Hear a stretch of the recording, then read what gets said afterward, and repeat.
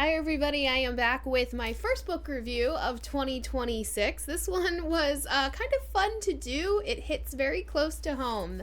This week I'm talking about Rain Date by Nor'easter Nick Pittman, Unpredictable Lessons from My Life Forecasting the Weather. In case you don't know, am a meteorologist. I used to be in TV for a couple of years. Now I work for Norcast Media Group, which is Nor'easter Nick's company.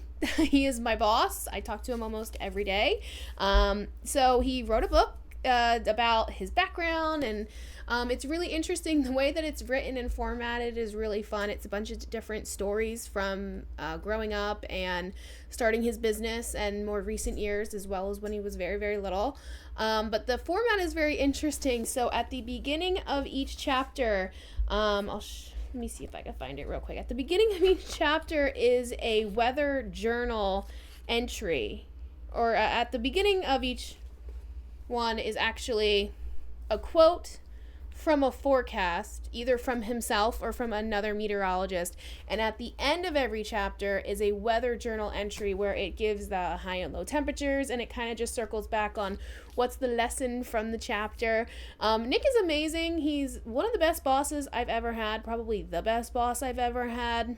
He's an amazing meteorologist. He forecasts for South Jersey, and between his technical skill and knowledge of meteorology, he also just has this amazing kind of like sixth sense for forecasting, where he just kind of knows the area so well, where he doesn't even sometimes have to look at model data or anything like that. He just can recognize the pattern and know exactly what's going on.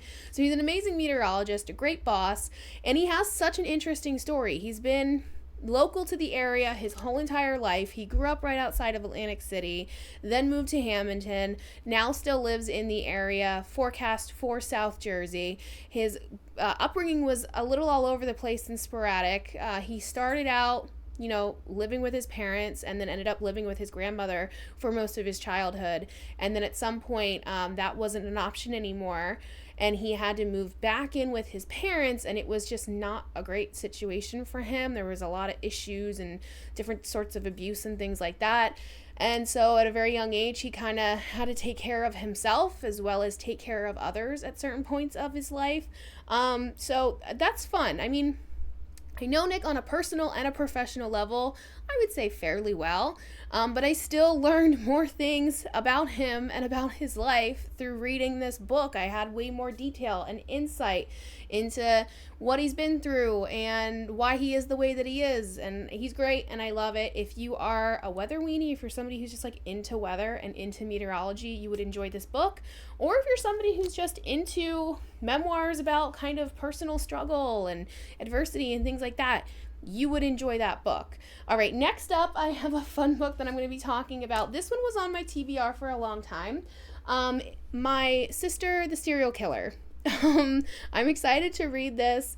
It seems kind of quirky and fun. The title alone is a question mark in my brain. You know that your sister's a serial killer? What is that about? So I'm excited to dive into that one.